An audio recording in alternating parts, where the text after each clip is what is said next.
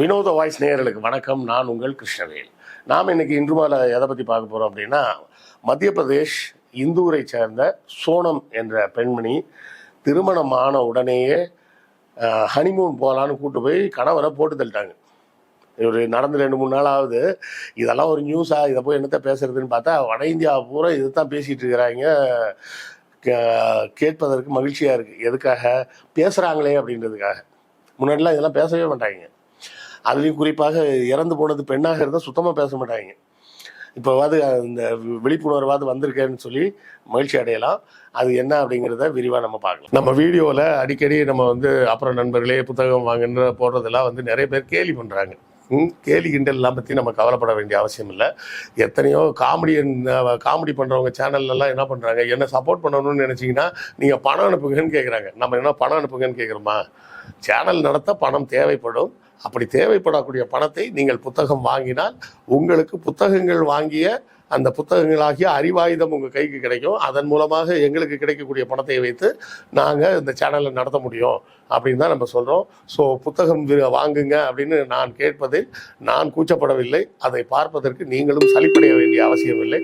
புத்தகம் வாங்க முடியாதவர்கள் லைக் போட்டாலும் சப்போர்ட்டு தான், ஷேர் பண்ணாலும் சப்போர்ட்டு தான், சப்ஸ்கிரைப் பண்ணாலும் சப்போர்ட்டு தான், ஏன் கமெண்ட் போட்டிங்கன்னா கூட சப்போர்ட்டு தான். ஸோ ஏதாவது ஒரு வகையில் உங்கள் ஆதரவை நம்ம சேனலுக்கு கொடுத்துக்கிட்டே இருங்க. இந்தூரை சேர்ந்த அந்த பெண்மணி சோனம்னு பேர். அவங்க ஒரு ராஜ் கௌஷக் அப்படின்னு சொல்லி ஒருத்தரை காதலிச்சிருக்கிறாங்க. இந்த காதலுக்கு மீறி ராஜா ரகுவன்ஷி அப்படின்னு ஒரு நபருக்கு இவங்கள திருமணம் பண்ணி கொடுத்துருக்குறாங்க. கட்டாய திருமணம் அல்லது இவர் தன்னுடைய காதலை வெளியே சொல்லாமல் வைத்திருந்த திருமணம், எப்படி வேணால் வச்சுக்கலாம். இதில் என்ன கொடுமைன்னு பார்த்தீங்கன்னா, கொலை செய்தவர்கள் எல்லோருக்கும் வயசு என்னன்னு பார்த்தா 19, 20, 21 3 பேர் கொண்டிருக்காங்க. அந்த 3 பேரும் யாருன்னா, இந்த ராஜ் இருந்தானே சோனமோட காதலன், அவனோட கிளாஸ்மேட்ஸ் தான். அப்போ அவனோட கிளாஸ்மேட்ஸே எல்லாம் 20, 21, 19 வயசில் தான் இருக்கிறாங்கன்னா, அப்போ அந்த ராஜுக்கும் அந்த வயசு தான் இருக்கும். அப்போ அந்த சோனமுக்கு என்ன வயசு இருக்கும்? 18 வயசாக இருக்கும்னு நினைக்கிறேன். வட இந்தியாவில் இப்படி ஒரு கொடுமையை பண்ணிக்கிட்டு இருக்கிறாங்க. 18 வயசு எப்படா லீகலாக ஆகும் உடனே கல்யாணத்தை பண்ணிடலான்னு பண்ணுவாங்க போல இருக்குது. நான் கூட ஒரு தடவை பார்த்தீங்கன்னா, இது அங்கே மட்டும் இல்லைங்க, தமிழ்நாட்டிலே ஒரு தடவை இருந்தது. நான் ஒரு தற்சமயமாக ஒரு இடைவெளி, ஒரு 2 வேலைகளுக்கு நடுவே இருந்த ஒரு இடைவெளின்னு சில நேரம் ஏற்படும் பார்த்தீங்களா. அப்போ ஒரு 3 மாதம் ஒரு ஈவெண்ட் மேனேஜ்மெண்ட் கம்பெனியில் வேலை பார்த்துட்டு இருந்தால் 3ஆவது மாதமே வந்துட்டேன்னு வச்சிங்களா. அதுக்குள்ளே எனக்கு வேறு இடத்துல வேலை கிடச்சிட்டு போயிட்டேன் நான். அப்போ பார்த்தீங்கன்னா, இங்கே நம்ம சென்னையில் ஐடிசி கிராண்டுன்னு ஒரு ஹோட்டல் இருக்குது பார்த்தீங்களா, ஒரே 7 ஸ்டார் ஹோட்டல் அப்படின்னு சொல்லுவாங்க. அந்த ஹோட்டலில் ஒரு திருமணத்துக்கான ஏற்பாடுகள் நடக்குது அப்படின்னு சொல்லி அந்த திருமணத்துக்கான ஏற்பாடுகளை நீங்கள் பார்த்துக்கிங்கன்னு எங்கள் கம்பெனிக்கு கொடுத்துருந்தாங்க. அதுக்கு மட்டும் அட்வான்ஸ் மட்டுமே கிட்டத்தட்ட ஒரு 5 லட்ச ரூபா கொடுத்துருந்தாங்க. அப்படின்னா அந்த கல்யாணம் எவ்வளோ பெரிய செலவில் நடந்திருக்குன்னு பாருங்க. ஏன்னா ஐடிசி கிராண்டில் அவன் சார்ஜ் பண்ணுறது என்னென்னா, ஒரு பிளேட்டுக்கு 3500 ரூபாய் என்னவோ, ஒரு பிளேட்டுக்கு 3500 ரூபா அந்த பஃபே சாப்பாடு.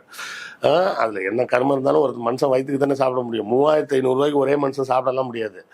அப்படி ஒரு ஏற்பாடு பண்ணி கிட்டத்தட்ட 2000 கெஸ்ட்டு அப்படின்லாம் ஏற்பாடு பண்ணியிருந்தாங்க. கல்யாணத்துக்கு 2 நாளைக்கு முன்னாடி பார்த்தா ப்ரோக்ராம் கேன்சல் ஆகிட்டாங்க. என்னன்னு கேட்டால், பொண்ணு மாப்பிள்ளை 2 பேரும் மைனராம். அது ஹோட்டல்ன்றதுனால அவன் என்ன பண்ணிட்டான், ரூல்ஸ் அண்ட் ரெகுலேஷன் படி மாப்பிள்ளை பொண்ணோட ஏஜ் சர்டிஃபிகேட் எடுத்துட்டு வந்துட்டான். பர்த் சர்டிஃபிகேட்டில் பார்த்தா 2 பேருமே மைனர். அதனால் அவனே கேன்சல் பண்ணிட்டான். இந்த ஆர்டர் நாங்கள் எடுக்க முடியாது, சட்டப்படி இந்த கல்யாணமே தப்பு, நீங்கள் கிளம்புங்கன்னு சொல்லிட்டாங்க. அதோட கேன்சல் பண்ணிட்டாங்க அந்த கல்யாணத்தை. அப்போ தான் தெரியும், தமிழ்நாட்டிலையும் இது பார்ப்பனர்கள்லாம் கிடையாதுங்க. உடனே நம்ம தான் சொல்லுவாங்களே பார்ப்பனர்களுக்கு ஐடிசி கிராண்ட்லலாம் போய் செலவு பண்ணுற அளவுக்குலாம் பணம் இருக்கான்னு தெரியல, இல்லை வச்சுருப்பாங்க, அதெல்லாம் வச்சுலாம்லாம் இருக்க மாட்டாங்க. இது வேறு இடைநிலை சாதியை சேர்ந்தவங்களோட கல்யாணம் தான். அப்போ தமிழ்நாட்டில் இந்த கூத்துனா அப்போ வட இந்தியாவில் என்ன கூத்து நடக்கும்னு பாருங்கள்.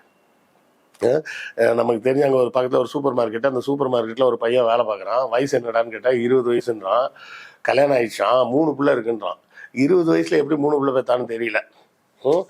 அதான் என்ன படிச்சிருக்கேன்னா, நான் 4th கிளாஸ் அப்படின்றான். 4ஆம் கிளாஸ் படிச்சுட்டு கொஞ்ச நாள் ஊரில் சுற்றிட்டு கல்யாணத்தை பண்ணிவிட்டு அந்த கல்யாணத்தில் வாங்கின டவுரி காசு எடுத்துக்கிட்டு தான் வந்திருப்பான் போல இருக்குது. அப்படி தான் அங்கே வட இந்தியாவில் பூரா இருக்குது. எனக்கு என்ன ஒரே ஒரு வருத்தம் இல்லை கோபம் அப்படின்னா, விருப்பம் இல்லாத திருமணத்துக்கு ஏன் சம்மதிக்கிறீங்க? இல்லை அப்பா செத்துருவேன்றாரு, அம்மா செத்துருவேன்னாங்க, செத்தா சாகட்டும், அவ்வளோதான் சொல்ல முடியும். லூசுங்க மாதிரி அதுங்க வந்து என் ஜாதி தான் பெருசு, அதுதான் பெருசு, இதுதான் பெருசுன்னு பேசிகிட்டு இருக்கு, செத்துருவேன்னு மாட்டேன்னா தாராளமாக சாகட்டும்ன்ற. நீங்கள் முதல்ல வேலைக்கு போங்க. பெண்களுக்கு தான் நான் குறிப்பாக சொல்லுவேன், படிங்க, படிச்சுட்டு வேலைக்கு போங்க. வேலைக்கு போய் கொஞ்ச நாள் தனியாக சம்பாதிச்சு செலவு பண்ணுங்க. அப்பா அம்மா கூட இருந்து இல்லை, தனியாக வேற ஊரில் போய் சம்பாதிங்க. அப்போ தான் உங்களுக்கு வந்து அந்த ஃபினான்ஷியல் ஃப்ரீடம்னாலே என்னன்னு தெரியும். இப்போது கூட பார்த்தீங்கன்னா பல வீடுகளில் பார்த்தீங்கன்னா பெண்கள் வந்து கணவர்களிடம் சொல்லாமல் எந்த செலவும் செய்ய மாட்டாங்க. ஆனால் கணவர்கள் யாராச்சும் வீட்டில் மனைவிட்ட சொல்லிட்டு தான் எல்லா செலவும் செய்கிறாங்களான்னு யோசிச்சு பாருங்க. காரணம் என்னன்னா, அந்த ஃபினான்ஷியல் ஃப்ரீடம்ன்றது அவங்க அனுபவிச்சதே கிடையாது. நான் சொல்றது ஒரு 99.9 கூட சொல்லிடலாம். மிச்சம் ஒரு 0.1% தான் அந்த மாதிரி தானே சம்பாதித்து தானே செலவு பண்ணக்கூடிய அந்த ஃபினான்ஷியல் ஃப்ரீடமோட இருக்கக்கூடிய பெண்கள். அப்போ இது ஏன் நடக்குது? நம்ம ஆண் பிள்ளைகளுக்கும் இது நடக்கும். என்னன்னா, அவன் படித்து முடிக்கிற வரை அப்பாட்ட தான் காசு வாங்குவான், ஒவ்வொரு செலவும் சொல்லிட்டு செய்வான். படித்து முடிச்சு வேலைக்கு போனோடனே என்ன ஆகிடும், வெளியூருக்கு எங்கேயா போயிடுவான். அப்போ வெளியூருக்கு எங்கேயாவது வேலைக்கு போனோடனே என்ன ஆகிடும், அவன் தன்னுடைய செலவுகள் அவனே பார்த்துப்பான். அவனே தங்குமிடம், உடை, உணவு எல்லாமே அவனே பார்த்துக்கும் போது தான் வந்து யாருக்கும் பதில் சொல்ல வேண்டிய அவசியம் இல்லை அப்படின்ற ஒரு அந்த சுதந்திர சிந்தனை அவனுக்கு வருது. அப்பா அம்மாவுக்கு நம்ம அன்பு அன்பு இல்லாமலாம் இருக்கக்கூடாதுன்னு சொல்ல, அப்பா அம்மாட்ட அன்பா இருங்க. ஆனால் அதே நேரத்தில் அந்த பணம் அப்படின்றத கேட்டு தான் செலவு பண்ணணுன்றது ஆண் பிள்ளைகளுக்கு இதை மாறிடுது. ஆனால் பெண் பிள்ளைகள் என்ன பண்ணுறாங்க, வேலைக்கு போனால் கூட அப்பா அம்மா கூட தான் இருக்கிறாங்க. அப்படியே வெளியூருக்கு வேலைக்கு போனாலும் அப்பா அம்மாவையும் கூடவே போயிடுறாங்க. என் பொண்ணை தனியாக எப்படி அனுப்புவேன் அப்படின்னு. அதெல்லாம் ஒரு காலம். இப்போல்லாம் வந்து எல்லா இடத்துலையும் ஒர்க்கிங் உமன் ஹாஸ்டல் இருக்குது, எல்லாமே இருக்குது. அப்போது தனியாகவே அவங்க இல்லாமல் இருந்து வேலைக்கு போய் காசை வாங்கி கொண்டு போய் அங்கே கொடுத்து அப்புறம் அப்பாட்டையே திரும்ப செலவுக்கு வாங்கி இப்படியே பழகி கல்யாணம் ஆனோடனே சம்பளத்தை கொண்டு போய் புருஷன்ட்ட கொடுக்கறது, இப்படியே பழகிடுறாங்க. நாம் வந்து சுதந்திரமாக இல்லைன்றதே தெரியாமல் இருக்கிறாங்கன்றது தான் பிரச்சனை. சரி, அதுக்கு அப்புறமா வரும் இந்த சோனம். நான் சொல்கிறது அதுதான், உனக்கு விருப்பம் இல்லைன்னா அந்த திருமணத்தை ஏன் செய்யணும்? என்னெல்லாம் வேலை பண்ணியிருக்காங்க பாருங்க. இந்த பொண்ணு கல்யாணம் ஆன உடனே வாங்க நம்ம வந்து ஹனிமூன் போவோன்னு மேகாலயாவுக்கு கூப்பிட்டு போயிருக்காங்க. நார்த் ஈஸ்டில் மேகாலயா, குவாலியர் போய், குவாலியர்லேருந்து மேகாலயா போய் அங்கே இருக்கக்கூடிய அந்த இமயமலை தொடர்கள் அந்த பக்கம்லாம் சுற்றி பார்த்துக்கிட்டு அப்படியே ஒரு 3 நாள் தங்கி இருந்திருக்காங்க. 3 நாள் கழிச்சு தான் இந்த ராஜோட ஃப்ரெண்ட்ஸ் 3 பேரும் அங்கே வந்திருக்கிறாங்க. ராஜ் எவ்வளோ பெரிய கேடி பாருங்க. அவன் இந்தூர்லேயே இருந்திருக்கிறான், அவன் அங்கே போகவே இல்லை. போகாமல் இங்கே இருந்துக்கிட்டே ஒரு டைரக்ஷன் மட்டும் பண்ணிகிட்டு இருக்காரு. போய் அந்த பொண்ணு என்ன பண்ணியிருக்கு, முதல் நாள் ஒரு இடம் போயிருக்காங்க, 2வது நாள் ஒரு இடம் போயிருக்காங்க, 3வது நாள் வேற ஒரு இடத்துக்கு போகணும், ஒரு ஹைட்டாக ஒரு நல்ல இடம், அங்கே போய் நல்லா ஃபோட்டோ ஷூட் பண்ணலாம் அப்படின்னு சொல்லி இந்த நபரை கூப்பிட்டு போயிருக்காரு. இந்த பசங்க எங்கே பொருள் வாங்குறதுனே தெரியாமல் ஆன்லைனில் கோடாலிலாம் வாங்கியிருக்காங்க வெட்டுறதுக்கு. வாங்கிட்டு இவங்களும் போயிருக்காங்க. இவன் மேலே ஏற ஏற ஏற எனக்கு ரொம்ப டயர்டாக இருக்குது, நீங்கள் முன்னாடி போங்க பின்னாடி வரேன், முன்னாடி போங்க பின்னாடி வரேன்னு கொஞ்சம் பின்னாடி வந்துக்கிட்டே இருந்திருக்கிறா. இந்த 3 பேரும் அப்படியே சும்மா டூரிஸ்ட் வந்த மாதிரி வந்துட்டு அவன்கிட்ட பேச்சு கொடுத்துருக்குறாங்க. பேச்சு கொடுத்துக்கிட்டே உள்ளே போகும்போது ஒரு இடத்துல மடக்கி போட்டு அமுக்க போயிருக்காங்க. இவன் தான் முதல்ல கத்துனாலாம், வெட்டுறா அவனை அப்படின்னு போட்டு வெட்டி தூக்கி அங்கே எங்கேயோ ஒரு இதுக்குள்ளே போட்டு மூடி வச்சுட்டு போயிட்டாங்க போல இருக்கு. இந்த பொண்ணு அதுக்கப்புறம் என்ன பண்ணியிருக்கு, அங்கேருந்து கிளம்பி வந்து இந்த பசங்கள்கிட்ட சொல்லியே மயக்க மருந்து கொடுக்க சொல்லி கவுஹாத்தி பக்கத்துலேயே ஏதோ ஒரு பஞ்சாபி தாபா இருந்திருக்கு, அந்த தாபா கிட்டே என்னை போட்டு போயிடுங்க அப்படின்னு சொல்லியிருக்கு. இது மயங்கி கிடந்திருக்கு. அதுக்கப்புறம் அந்த தாபா ஓனர் பார்த்துட்டு யாருன்னு தெரியலையே அப்படின்னு சொல்லிட்டு போலீஸ் ஃபோன் பண்ணி, போலீஸ் வந்தோடனே யாருன்னே தெரிலங்க, திடீர்னு வந்து எனக்கு மயக்க மருந்து வச்சாங்க, நான் மயங்கி விழுந்துட்டேன், முடிச்சு பார்த்தா இங்கே இருக்கேன் அப்படின்னு இருக்காங்க. ஏன்னா இதுக்குள்ளே மாப்பிள்ளை பொண்ணை காணுன்னு 2 அப்பா அம்மாவும் போலீஸில் கம்ப்ளைண்ட் கொடுத்துட்டாங்க. ஸோ அதுக்குள்ளே போலீஸ் தேடிக்கிடி வந்திருக்கிறாங்க. இந்த பொண்ணை வந்து போலீஸ் பிடிச்சி வச்சிருக்கும் போதே மேகாலயா போலீஸ்லேருந்து சொல்லிட்டாங்க, புருஷனை கொண்டு இருக்கிறாங்க, கொன்னதுக்கு சிசிடிவி ரெக்கார்டிங்லாம் இருந்திருக்குது போல இருக்குது. அது எப்படி மலை மேலெல்லாம் சிசிடிவி வச்சுருந்தாங்களான்னு தெரில. அப்புறம் அந்த பொண்ணு சின்ன பொண்ணு தானே, 18 வயசு தானே இருந்திருக்கும். அதாவது கொலையில் ஈடுபட்ட நண்பர்களே யார், 19 வயசு 20 வயசு 21 வயசு. அவள் 18 வயசு சின்ன பொண்ணு கொஞ்சம் மிரட்டி கேட்டவுடனே ஆமான்னு சொல்லிடுச்சு. முடிஞ்சு போச்சா. இப்போ அவன் செத்துட்டான். இப்போ சோனம் ஜெயிலுக்கு அந்த ராஜா தூக்கிட்டாங்க, அந்த வெட்டின 3 பேரையும் தூக்கிட்டாங்க. இப்போ 5 பேரும் ஜெயிலுக்கு போக போகிறாங்க. 18 19 வயசில் கொலை கேஸில் இந்த 5 பேரும் உள்ளே போய் எப்படியும் ஒரு 20 வருஷம் 25 வருஷம் உள்ளே போயிடுவாங்க. இதில் நன்னடத்தையெல்லாம் ஒன்றும் கிடையாது. 19 வயசு பசங்களுக்கெல்லாம் என்ன தெரியுது பாருங்க. ஸோ இது வந்து ஒரு என்ன சொல்றது, கல்வி அறிவு இன்மை தான் இதுக்கு காரணமே.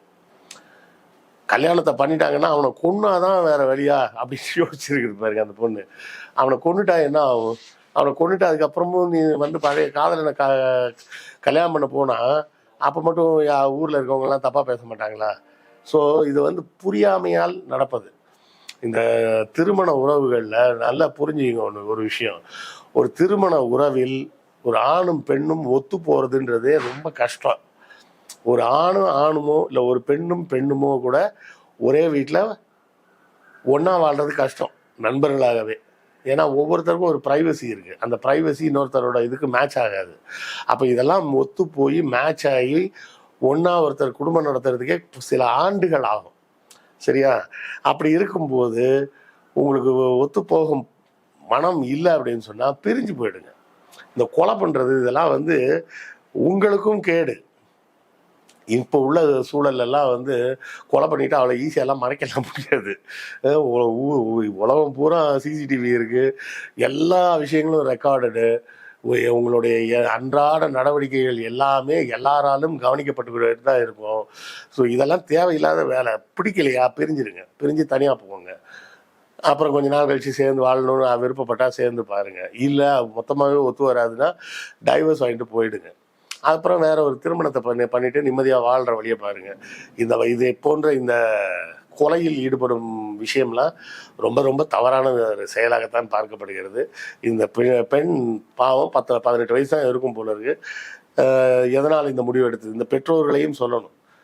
ஒருத்தவங்க பிள்ளைங்க கல்யாணம் வேணான்னு சொன்னால் விட்டுருங்க, அவங்களா கல்யாணம் பண்ணிப்பாங்க. போட்டு நெய்ன்னு எனக்கு வேலை முடியணுன்றக்காக கல்யாணம் பண்ணணும்னு. உங்களுக்கு வேலை முடியும்னா செத்து போவாங்க. செத்து போனால் உங்களுக்கு எந்த வேலையும் கிடையாது.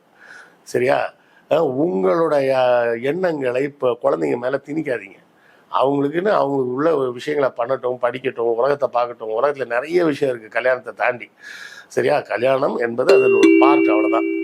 ஸோ தேவையில்லாமல் திருமணத்தில் பிள்ளைகளை திணிக்காதீங்க, அவ்வளோதான் சொல்ல முடியும். இதை பற்றி உங்கள் கருத்து என்னன்றதை கமெண்ட்டில் சொல்லுங்கள், நானும் தெரிஞ்சுக்கிறேன். அடுத்த காணொளியில் சந்திப்போம். நன்றி, வணக்கம்.